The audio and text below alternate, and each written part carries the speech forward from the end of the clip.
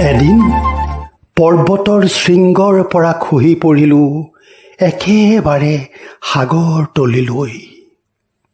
দেখিলোঁ উচুপি থকা এজনী ধুনীয়া জলকুঁৱৰীক। তেতিয়াহে গম পালোঁ এইখন শোকৰ সাগৰ। জলকুঁৱৰীয়ে মোৰ হাতত তুলি দিলে এগিলাচ বিষ বেদনাৰ নীলা চকলো। মই ঢুক ঢুককৈ পি তেওঁৰ দুচকুলৈ চালোঁ।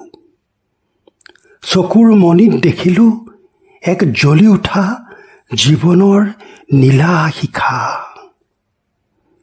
আৰু নিজে নজনাকৈ তেওঁৰ প্ৰেমত সলনি হৈ গ'ল মোৰ গোটেই পৃথিৱী।